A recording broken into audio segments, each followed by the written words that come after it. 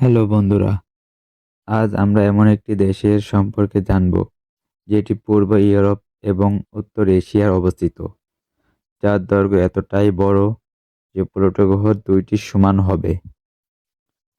আপনারা জেনে আরও অবাক হবেন যে দেশটির সরকার দেশটির আয়তন সামলাতে না পেরে দেশের একটি অংশ আমেরিকার কাছে বিক্রি করে দেয়। হ্যাঁ, আপনারা ঠিকই শুনেছেন।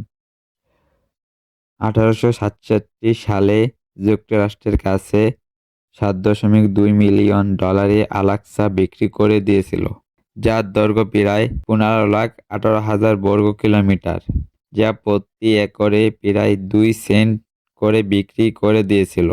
1991 সালে সোভিয়েত ইউনিয়ন ভেঙে যাওয়ার পর দেশটি রাষ্ট্র হিসেবে আত্মপ্রকাশ করে।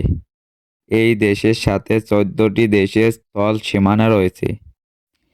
এই দেশ এতটাই বড় হওয়ার পরেও এ দেশের জনগণ মাত্র 14,60,00,000 মানুষ বসবাস করে থাকে। এই দেশের জনগণদের রুশ বলা হয়ে থাকে। আপনারা কি জানেন রাশিয়া নামটি কেমন করে রাখা হলো? মধ্যযুগীয় সময় একটি রাষ্ট্র থেকে এসেছে যেখানকার অধিকাংশ মানুষ রুশ জনগণ ছিল। তাদেরকে স্লাভ গোত্রের অন্তর্গত বলা হতো। দেশটির জনগণ দেশটিকে রুশকায়া জেমলা বলে ডাকত, যার অর্থ দাঁড়ায় রুশ এর ভূমি। রুশ শব্দটি এসেছে ল্যাটিন ভাষা থেকে। এইভাবে দেশটির নাম রাখা হয়েছে, যা বর্তমান আমরা রাশিয়া দেশ হিসেবে চিনে থাকি। আপনারা কি জানেন আমেরিকা এই দেশটিকে কেন এত ভয় পেয়ে থাকে? রাশিয়া বিশ্বের শক্তিশালী দেশের ভিতর একটি, যা বিশ্বের দ্বিতীয় অবস্থানে রয়েছে। এ দেশে পারমাণবিক বোমা দেখলে আপনি মনে করে থাকবেন কোনো এক বোমার বাজারে গিয়েছেন। হ্যাঁ, এই দেশে এতটাই পারমাণবিক বোমা রয়েছে, তার সংখ্যা প্রায় 5,889টি মজুদ আছে। এর মধ্যে 1,200টি অস্ত্র সরাসরি মোতায়েন করা আছে। এছাড়া রয়েছে রাশিয়ার কাছে 1997 সালে 39,967 টন রাসায়নিক অস্ত্রের একটি মজুতের ঘোষণা করেছে, যার মধ্যে রয়েছে বিস্টার এনজেড নিউসাইড মাস্টার্ড গ্যাস, নিউসাইড মাস্টার্ড মিশ্রিত ইত্যাদি।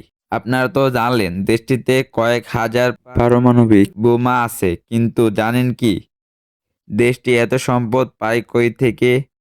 আর আপনারা কি জানেন দেশটি এত ধনী হলো কি করে? ধনী হওয়ার কারণটাই কি? আবার এই দেশের সম্পদটাই কি, যা দেশটিকে বিশ্বের সবচেয়ে সম্পদশালী দেশগুলোর মধ্যে একটি করে তুলেছে? দেশটিতে রয়েছে প্রচুর পরিমাণ তেল, যা বিশ্বের কাছে বিক্রি করে প্রচুর পরিমাণ ডলার আয় করে থাকে।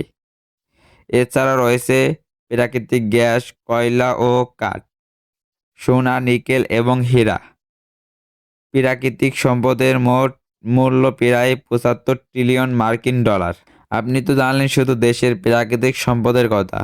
আপনি জেনে অবাক হবেন যে দেশের বার্ষিক গড় মাথাপিছু আয় কত ছিল, যা আপনার কল্পনার চাইতেও বেশি।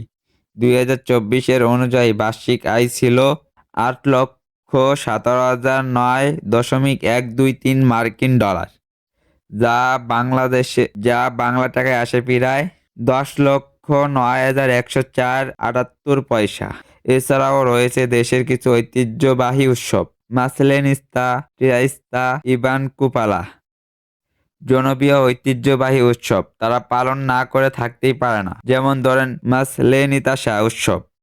এটা বছরের শেষের দিকে হয়ে থাকে।